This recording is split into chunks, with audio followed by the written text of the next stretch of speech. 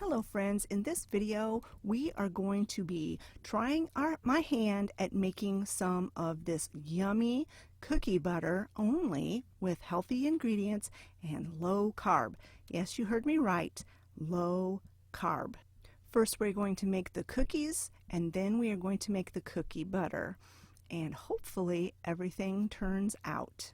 Since this is a low carb recipe, of course it's not going to have any flour in it, so instead we're going to be using almond flour. And the first thing you're going to want to do is put the almond flour through a strainer just to make sure that you get all of the lumps and to make sure that what your finished product is a very fine flour. That will make the texture of your cookies better.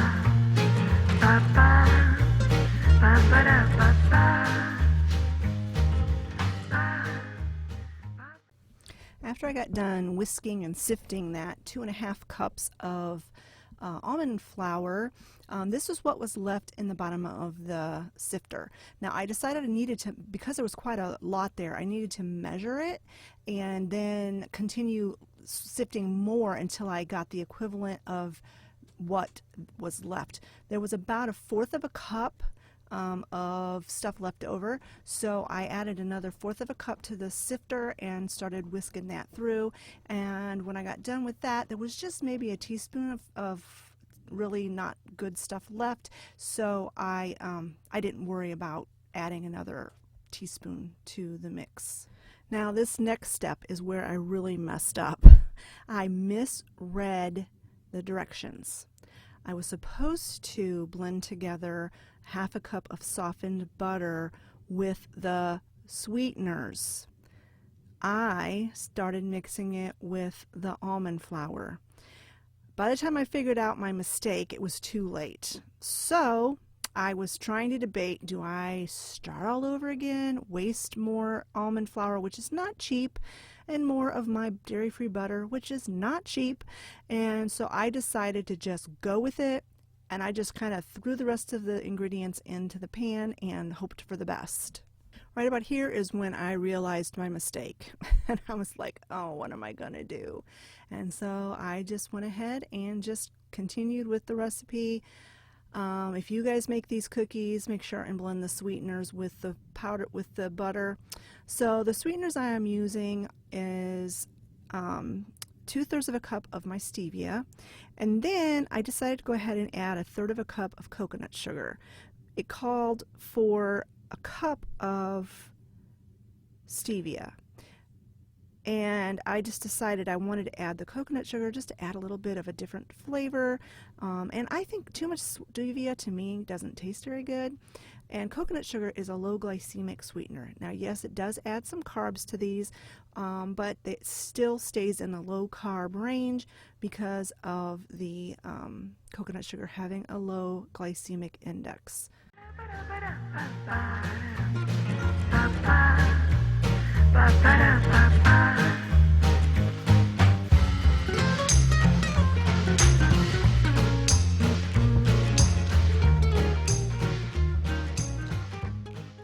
And then you're going to add 1 teaspoon of vanilla,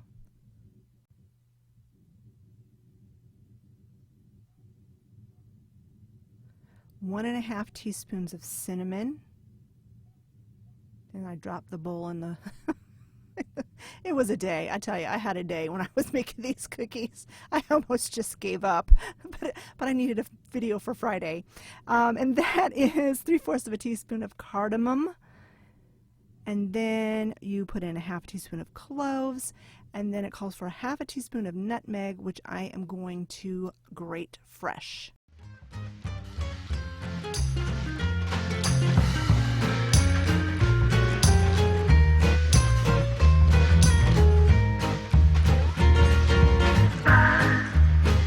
Ba-da-ba.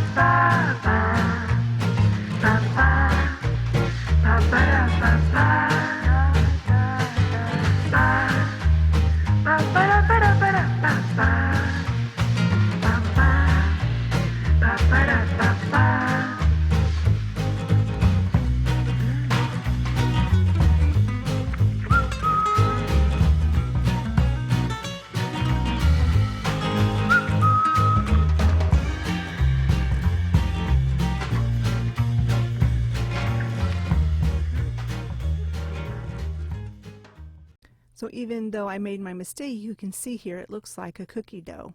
And so then what you want to do is you're going to divide the dough into 2 pieces, just simply for ease of working with. And then you're going to place half of the dough onto a piece of parchment paper and cover it with another piece of parchment paper and roll it out thin.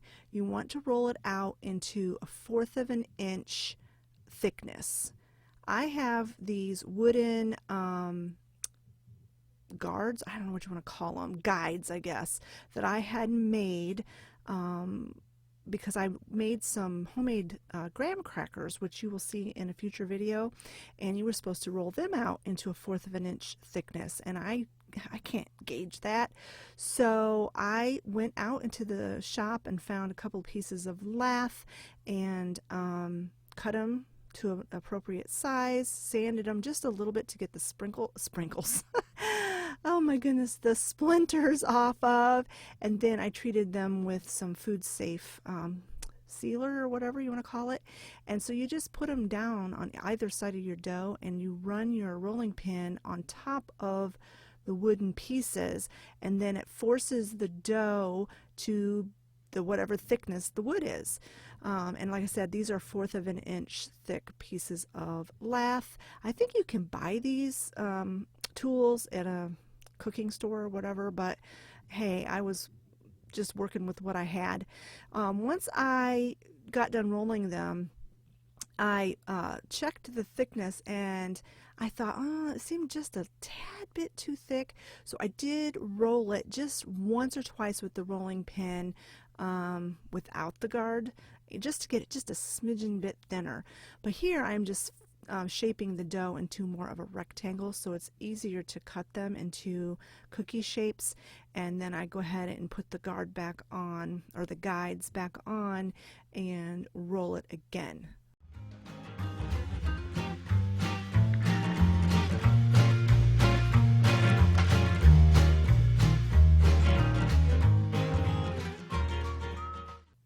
Once you get it rolled to the thickness that you want, then you're going to use a pizza cutter, or you can use a cookie cutter or any kind of a cutter that, depending on whatever shape you want, the dough. You are to get 32 cookies out of each, or out of an entire batch. So this is half of the dough, so I'm going to get 16 cookies out of this batch of dough. And here I'm trying to figure out, okay, wait a minute, how many times do I have to cut this to get 16? Math was not my best subject. Anyway, you cut it into 16 pieces, and then you will transfer them from this parchment paper onto a parchment lined cookie sheet. Now the reason why you have to transfer them, I'm just using a bench scraper to do that, is because you need to have the airflow all the way around each cookie in order for them to bake properly.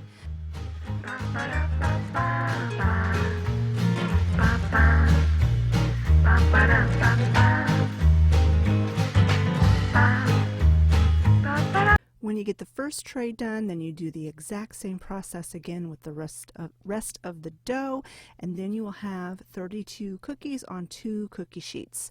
You will bake these in a 325-degree oven for 10 to 15 minutes, or until they're golden brown and crisp when they cool. They'll crisp up when they're cool.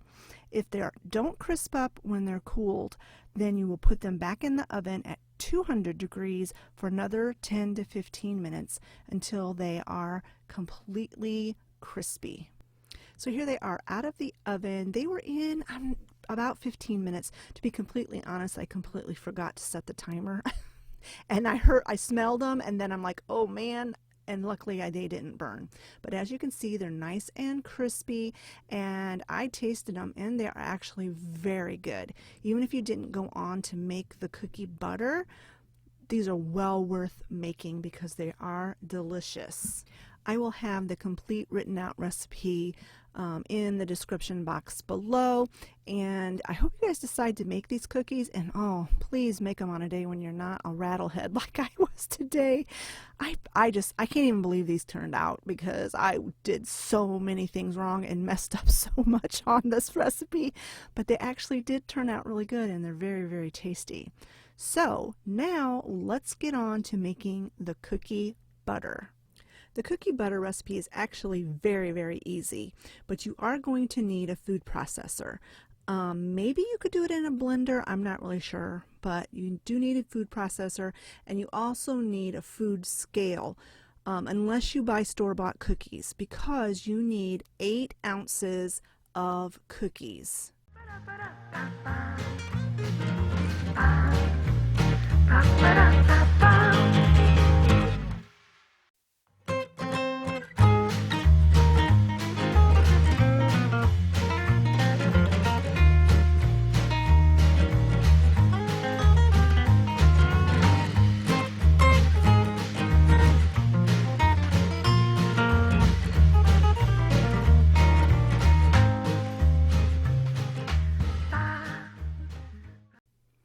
Once you get your cookies weighed out, then you are going to break them up into a food processor. Now, can you see my mistake?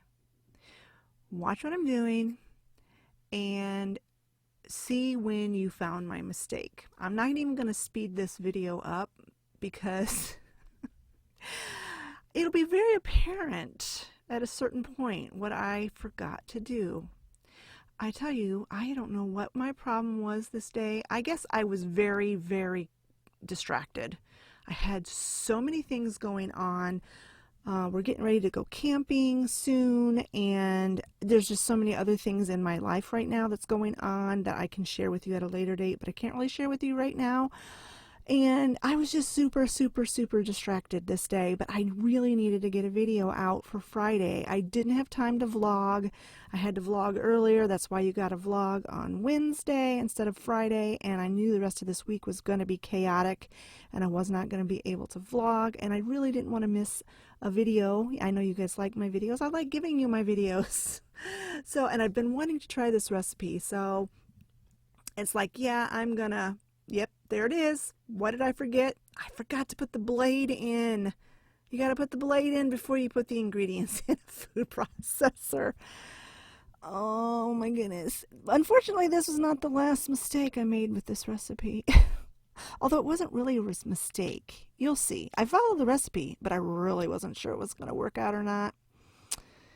But you'll have to wait and see until we get to that part of the video. Once you get them in a food processor, then you're just going to pulse them until they are into very, very, very fine crumb. You want it as fine as you can get them. So once they're chopped up really fine, you add a cup of boiling water. And this is where I'm thinking, what did I do?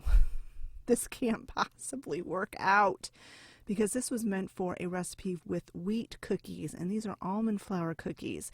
So I was like, oh no, maybe I should have not put so much water in it, but I wanted to follow the recipe. So at this point, I'm like, oh my goodness, what am I going to do? It looks like a murky, muddy swamp, but I'm like, I'm just going to go for it. So to this mess, you add a tablespoon of coconut sugar and a tablespoon of honey. Now the original recipe actually called for 2 tablespoons of honey, but as you know, I'm trying to keep this low carb. I could have even put in a tablespoon of stevia, but I just decided to go with the coconut sugar instead, and so that's what I did. And here's the 1 tablespoon of honey. And then also to this mixture, you're going to add 1/4 of a cup of coconut oil. And I think this is a key ingredient, because coconut oil solidifies very hard, you know, in the refrigerator. And I think without the coconut oil, this would have been a complete and utter disaster. So after the coconut oil, you go ahead and add 1/4 of a teaspoon of cinnamon and a pinch of salt.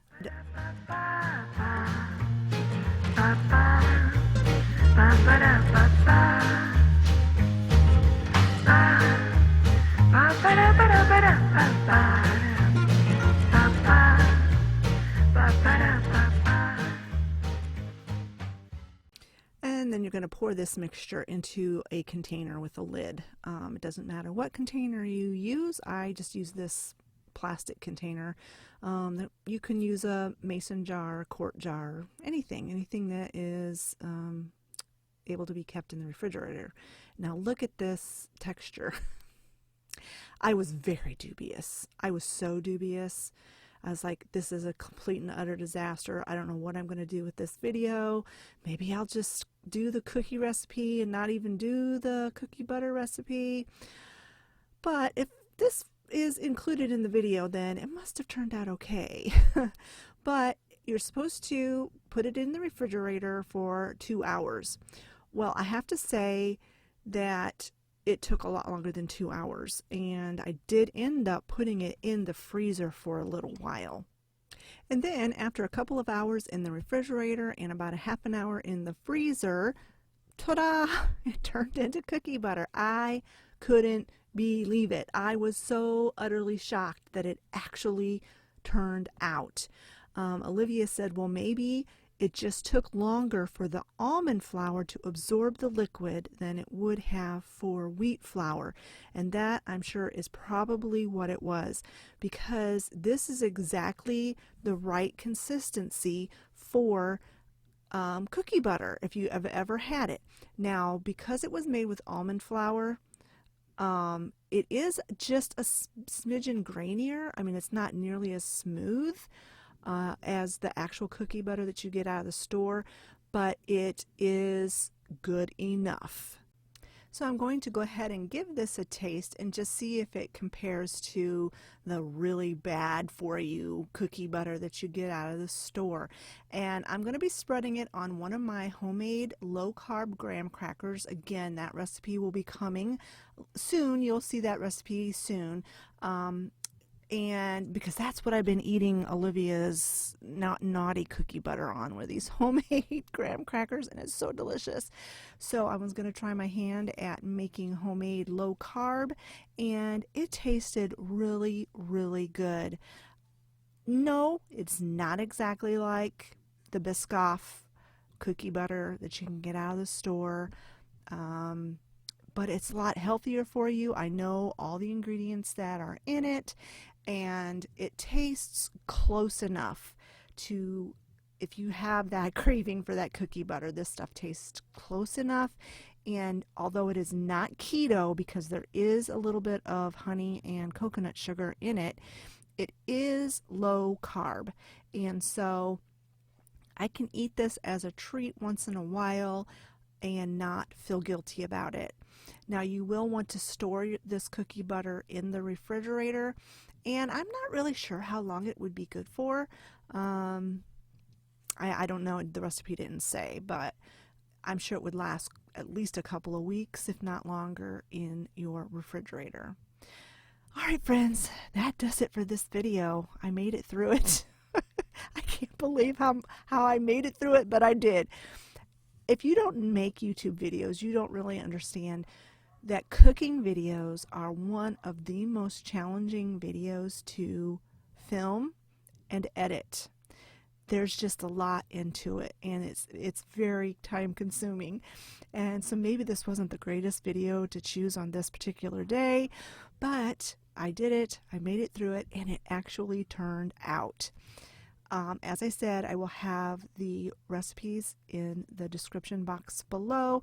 And as far as the cookie butter recipe goes, you could use store-bought regular cookies if you don't care about carbs.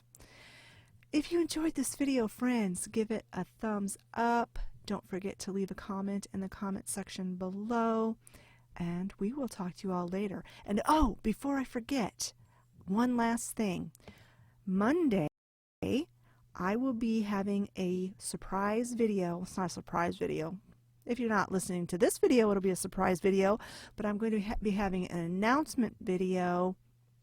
I'm not going to tell you what it's about because there'd be no point for you watching the video, but there's going to be a special channel announcement on Monday. It will go live at 8 o'clock a.m. Eastern Standard Time. So don't forget to be watching for that video. And we'll talk to you all later, friends.